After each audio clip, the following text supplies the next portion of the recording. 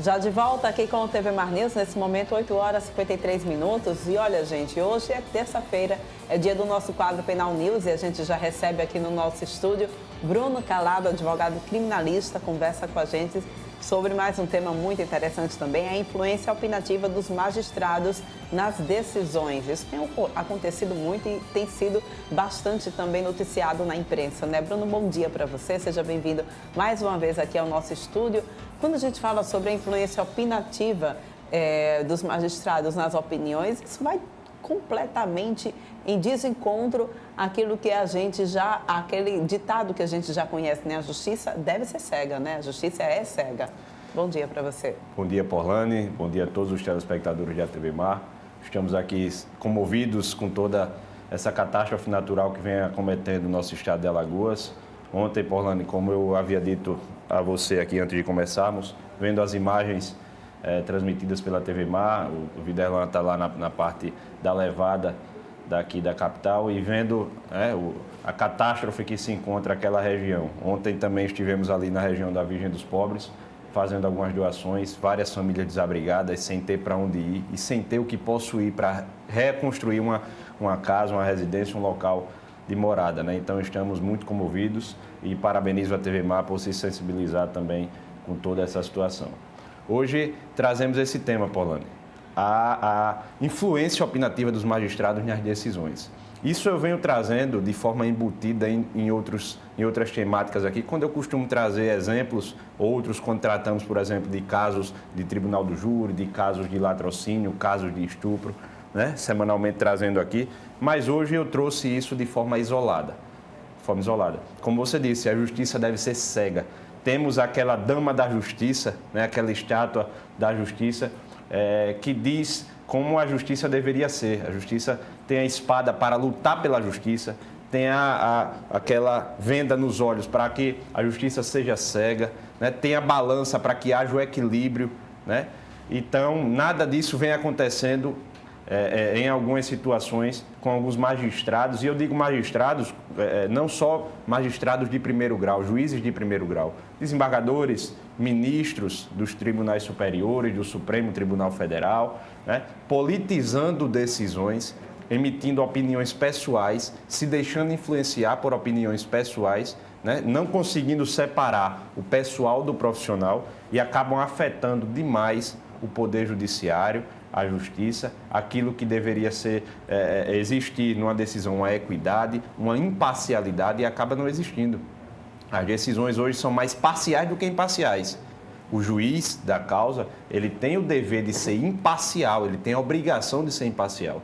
E por muitas vezes eu venho me deparando em processos em que atuo, Porlane, com juízes emitindo opiniões pessoais, interferindo diretamente na decisão, seja num tribunal do júri, onde o juiz está ali na condição de presidente, ele não é o julgador, ele é presidente do tribunal do júri, ele não tem capacidade de julgar sobre a acusação, sobre a inocência daquele que está sendo julgado, mas acaba influenciando, né? Você sente durante o julgamento que o juiz está ali pendendo para a acusação ou pendendo para a defesa, a depender da situação, mas muito mais para uma acusação. Fiz um júri recentemente, onde um juiz tinha perdido uma mãe num acidente de carro, certo? E já vinha trazendo isso, essa situação pessoal nos julgamentos profissionais. Ora, se aquilo deixasse influenciar naqueles julgamentos em outras situações de casos concretos diferenciados do que acontecera com a sua mãe, ele se afastasse, né, das suas atividades por enquanto, alegasse uma falta de condição para um julgamento imparcial, para uma condução imparcial do tribunal do júri e não deixasse influenciar. Tivemos um julgamento recheado por arestas, né, por entreveros entre a defesa e o magistrado, né, por trazer constantes influências naquele julgamento.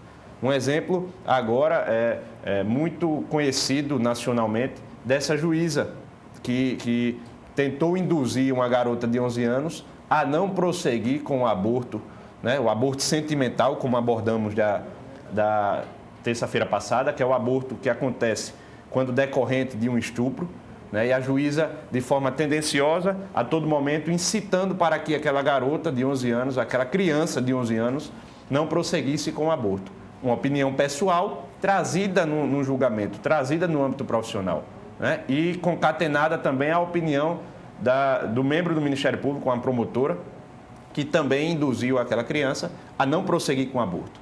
Então, decisões dessa natureza, Paulane, vem influenciando, vem causando uma desorganização judicial muito grande. Bruno, a gente pode citar também que a questão da não atualização do nosso Código Penal contribui também para essa interferência pessoal dos magistrados? Tudo, Paulane. Há diversos fatores que contribuem para essas situações. O Código Penal defasado, o Código Processual Penal também defasado. Paulane, o Código Penal é de 1940. O Código de Processo Penal de 1941. Então, por mais que sejam atualizados com projetos de lei, né, para que hajam mudanças nesses códigos, nunca satisfaz a necessidade de uma atualização total. Né? O Código de Processo Penal é por demais defasado. Trata situações como na década de 40. Pois é. Estamos em 2022, na iminência de ingressarmos já em 2023, o tempo voando, atualizadíssimos, né? Agora tivemos uma pandemia, né, que modificou completamente a estrutura do judiciário com audiências virtuais, né, virtualização, ainda com problemáticas atuais, porque nem todas as varas voltaram com audiências presenciais, né, e aí, essa semana, reclamações de advogados que saíram daqui da capital para fazerem audiência em São Miguel dos Campos, porque receberam intimação como se a audiência fosse presencial. E aí saíram daqui de Maceió para São Miguel dos Campos, se arriscando em estradas, o preço do combustível baratíssimo, né? De graça praticamente. E aí saíram chegando em São Miguel, a vara fechada. E aí tiveram um aviso do vigilante, não, as audiências estão ocorrendo de forma telepresencial. Gente, e foram intimados de forma presencial, para que a audiência fosse feita de forma presencial. Então essa desatualização atinge muito, né? Fizeram audiência de dentro do carro, através do celular. De dentro do carro, porque não iam conseguir voltar para Maceió, o horário da audiência ali, o magistrado não quer saber de onde você está, ele quer que você faça a audiência, não quer saber se a audiência está atrasada, se está adiantada, se está pontual, não quer saber. Para ele é indiferente, ele está ali, quer fazer a audiência de onde quer que o advogado esteja. Bruno, isso prejudica, interfere diretamente essa parcialidade dos magistrados, prejudica e interfere diretamente as partes, né, durante o julgamento. Com certeza, Paulo, com certeza. O julgamento acaba não sendo justo. A justiça está ali para prover a justiça, né? Para proporcionar um julgamento imparcial, um julgamento com base nos ditames da lei, com base na imparcialidade. E quando há essa interferência, né, opinativa do magistrado, nós temos hoje, Paulane, um Supremo Tribunal Federal que não é recheado por ministros do âmbito judicial, recheado por ministros do âmbito político. Foram postos ali, que eu sou contra essa sistemática, foram postos ali por políticos, por presidentes, né, que não deveria ser por merecimento, por antiguidade na carreira do magistrado, na carreira advocatista, de quem quer que seja. Certo? Da carreira de um procurador, de um promotor de justiça, por merecimento, né? Por engajamento na profissão, por honraria, para compor ali, ou então submetidos a um concurso público, a uma prova técnica, para saber se estão atualizados, aptos a assumir. Mas não, chega de um modo político, coloca ali pessoas muitas vezes despreparadas, não estou generalizando, claro, né? Se não me engano, o último ministro que entrou no Supremo Tribunal Federal era advogado-geral da União, então é um cara que já tem uma bagagem cognitiva, né, já recheada, já preenche os requisitos de competência para compor um cargo do Ministério, né, de lá do Supremo Tribunal Federal, mas tantos outros que estão somente por conveniência do presidente foram postos ali dentro, né, para proverem situações, decisões favoráveis, né, que interessem de forma política. E aqui acontece, no Tribunal de Justiça, né, nas varas singulares, temos interferências políticas, interferências opinativas pessoais dos magistrados que acabam interferindo e prejudicando. Os únicos prejudicados são as partes, né, em situações como essas. Quando temos políticos, por exemplo, que cometem crimes de improbidade administrativa e, através de suas influências, conseguem atingir o magistrado, para que o magistrado, de forma pessoal, opinativa, né, consiga ali interferir naquele julgamento, afastando o profissionalismo, afastando a imparcialidade. Quem são os prejudicados? Todas as partes, nós que contribuímos com impostos, né? Nós que estamos à mercê de decisões políticas, então os políticos saem inertes, saem impunes daquela situação, né? Muitas vezes por interferências, por influências opinativas de magistrados. Pois é, situação que se repete não só no cunho político, mas no cunho civil, no dia a dia também da gente, nos outros tribunais, né? Bruno, muito obrigada pela tua participação aqui no nosso programa. Semana que vem a gente volta a se encontrar, tá bom? Com fé em Deus, Paulane, um abraço a você, um abraço a todos. E olha, gente, os ministros do Desenvolvimento Regional, Daniel Ferreira, e da Cidadania, Ronaldo Vieira Bento, vieram a Alagoas ontem após solicitação do senador Collor e do presidente da Câmara, Arthur Lira, para anunciar medidas de emergência que estão sendo adotadas pelo governo federal e apoio aos municípios atingidos pelas fortes chuvas no estado. Eles comunicaram que a liberação de recursos aos municípios foi desburocratizada e que o dinheiro estará nas contas das prefeituras 24 horas após a solicitação.